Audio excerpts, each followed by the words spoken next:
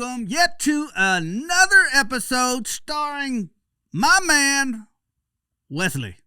What's up, Wesley? What's up? How are you, man? I'm good. Did you see the title of this one yet, or you winging it? I did see it. Let's make a deal. I'm interested to see where you go with this. Let's make a deal. Come on. I'm Greg Cardone. Let's make a deal. I've heard you say a lot about deals. Deals, yeah. In my time. This is a lesson I learned this year. Oh. And if you go back, was it two episodes? 2022? Because that's not that long ago. No, 2021. Last year. Yeah, last year. And if you go back 2 episodes, like it ties in like pretty good. So if you watch episode 16, it ties in really well with this. But hey, man, you know the routine. Hey, we do this for free. So if you would, the price of admission, tag us on social media, share this with a friend, and let us know how we're doing in the comments. I would greatly, greatly appreciate it. And I know Wes would too. Would. Yeah. Does my heart good. So let's make a deal. This is one I learned the hard way. I had somebody tell me, they said, man, my dad used to always tell me, if you don't want to listen to me, life will teach you everything you need to know. And this is something where I was humbled. I was humbled I was humbled personally, and I was humbled financially. Huh. And it hurt. It's the most money I've ever lost. Ever. Dang. Ever lost. And this is what I wrote. Coming out of the storm, this is what I wrote.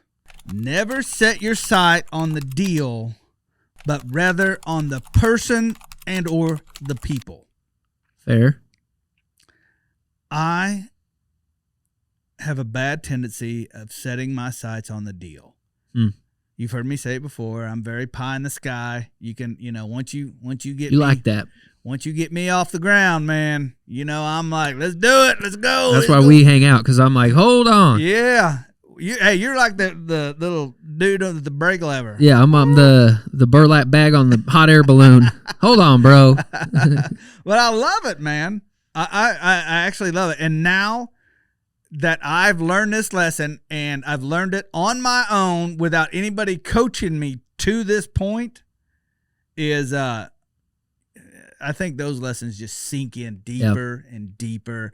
And those are the lessons that you can, I'm not saying you can't change from the other ones, but those lessons, they affect your DNA, and you're able to pivot and adjust so much quicker and with better direction. Here's the other thing I wrote. Bad people can make a good deal worse. Bad people can make a good deal worse. And that's where I fell in this scenario. I bought a flip house. We was going to make $1 million on it, and we was going to live in the Bahamas and this, that, and the other. It wasn't $1 million. It actually wasn't that much money. 1.2. And the guy I got into the deal with, an amazing person. Like, I love the guy to death. He's just a great dude. And I had my sights set on the deal. So the other side of that is good people can make a bad deal good. You ever got into a situation and you was like, this sucks? But you was in it with somebody that was like, this is a good person. Like you were aligned. Yeah. Yeah, we're gonna trudge through this together. Yeah, you made the best out of a bad situation. So, what I mean by this, alignment. If you think about it in terms of like horses pulling a buggy, they're always yoked together. Yeah. You don't ever see them yoked, offset, 2 of them.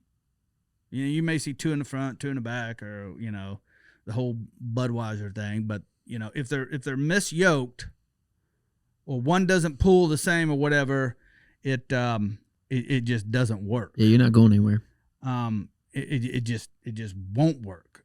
But if you're equally yoked, meaning if you're equally aligned as people, you can make a bad deal better. Yeah, what he used to say to everybody in the warehouse, hey, you got to be rowing.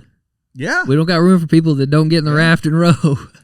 The way we see our business, the way I see our business, I'll say, because I shoved this on everybody. Anybody that's ever been rafting and been in a raft, you always got that one dude that's just not paddling. He's making a sandwich, looking at the trees, taking pictures. You're in the rapids, and you're like, dude, row. We got to move. Yeah, because if you're not rowing in sync, man, you're just right, left, spinning. It's and you burn more energy. You do. You burn way more energy. So I believe values makes the man. So what do you value? And when I figured that out, it drastically changed my life. Now, let me go back to that story. Me and my buddy that was going to do this house flip, great deal. It was a great deal. What I didn't realize, that my values as far as excellence and his values on excellence were so far misaligned. He thought that throwing paint on it, buffing the floors, it's all good. Never thought once about yard work, appearance, concrete, trees, limbs, heaters. I ended up losing right at $40,000 on this flip. And this is where this lesson came from. The market was hot too. Dude, it was so stupid hot. So stupid hot. And I got focused on the deal. And I didn't slow down enough to go, what about the person? Do we share the same values? Yeah. And that's where I am now. It's like, if you're interviewing with somebody, like, that'd be one of the first questions I ask somebody. Yeah. What are your values? What are your company values? These are your company values. What do you value? Sure. And find out. Because that's just a question. And coming from me, learn this lesson. Because you'll be way further ahead if you just learn to stop, get your head out of the sky. I'm talking to myself right now. Kosmo, get your head out of the sky and learn about the values of the person or the persons that are offering the deal. So don't be so quick to make a deal. Is that game show still on? Oh, yeah. Isn't Wayne Brady the host now? Oh, yeah, that's right. Or is it still, Price is Right is, what's his name? Drew Carey? Drew Carey, yeah. Wayne Brady is Let's Make a Deal. You're right. He's funny. I like him. No, he is crazy funny. What, there's something in my head and I lost it. Talk to me. I forgot it. It'll come to you. It will. It was about values and sharing the same values. I think that's why you and I work together. No, yeah, it's kind of like there's it doesn't matter what we're doing. Like we could be weeks between when we talk, but we're still focused on the same, like. Yeah, and it's crazy how much you and we don't even talk about the deal that much. We agree to it, and then we go back to, we were talking this morning just about, shooting video, editing video, and different, and like me and you were just boom, boom, boom. We were aligned and just right there, just back and forth. Yeah. Whereas a version of that in misalignment, and you know this, I've had multiple editors. Yeah, I can do that. Yeah, I can do that. They're not engaged in the process at all. They have no buy-in. Yeah, I can do that. Yeah, I can do that. Sure. And they can't do that. Yeah. There's a signature. I listened to a podcast where a guy said and he was a self-professed person that sees life this way, but you almost have that producer mindset, even in an artistic sense or just in like a way that life works. Like you want to see results, or you want to see the purest, most quality thing come from whatever it is you're doing or whatever you're a part of. And you can't be with somebody who doesn't share that, or you're going to drive yourself crazy. I think those people find each other. They do. Like, I'm a giant Tom Petty fan. Mm-hmm. I don't know if people that listen to this podcast care for Tom Petty, but I love Tom I think Petty. they do. And that guy just he was so magnetic. Like, I've read books about the man. Like, I'm a fan with a capital F. You're a fan. He's a fan. Super fan. Before his career, when he was like, he wrote I Won't Back Down and like Free Fallin' or whatever. There was a producer who was from ELO, Electric Light Orchestra. Jeff Lynne is his name.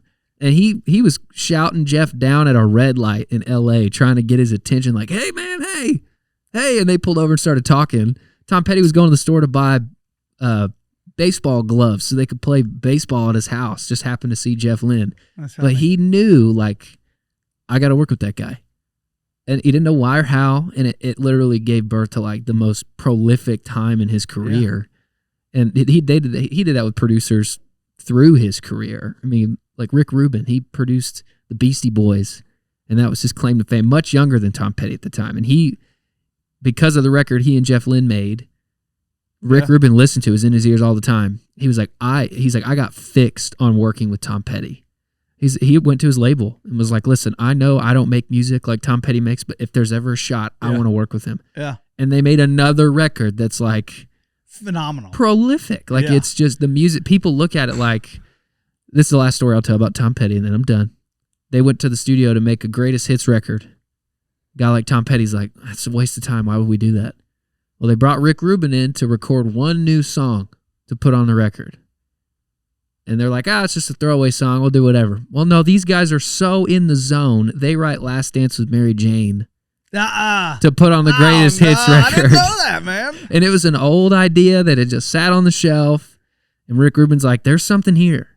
There's something here. So you got two guys that are locked in. They were about the deal. They were focused on it. Yeah. And they were rolling together. And there's something about, we find each other. You got to know how to see it when you find them. So let me reword this. Good people, instead of saying good people can make a bad deal good people can make a bad situation great. Yeah, they can. Bad people can make a great situation horrible. Yeah. Isn't that crazy? Oh, yeah. That plays out in music a lot. Yeah, whoever your favorite artist is, you could find that example over and over again. Why don't you sing a little Tom Petty for us? I can't. I'm retired. I'm retired. We did. For those of you who don't know, Wes can absolutely sing. Not as good as you, though. No, that's true. What's your what's your song? What's the one you always sing? It's a country song. Oh man, you sang it all the time. Was it Rock Me Mama Like a Wagon Wheel, or was it I think that was it. You sang that shit all the time. Right. You'd be down in the shop, well, rock me, mama. Come through the door in the morning like, oh, God, there he is here. All right, wrap it up. Have fun, man. Gotta have fun. I took over on my Tom Petty rant, but that's it. No, man, thank you. That's a great story. I didn't know that. Tom Petty, man. If you're looking for a good book, people that got a hold of Tom Petty, man, he was. Get you a little Mary Jane. He's a cool dude. Roll up. On a what are the records? I can't even remember what records are called now. What are some vinyl records? The big ones? No, an LP. No, didn't they have like speeds to them? Like oh yeah, a 35. Yeah, 35. Yeah. Numbers. I meant numbers. So all right, man. Hey, I want to thank everybody for watching, and if you don't mind, share this with a friend. Tag us at Kosmo Unfiltered.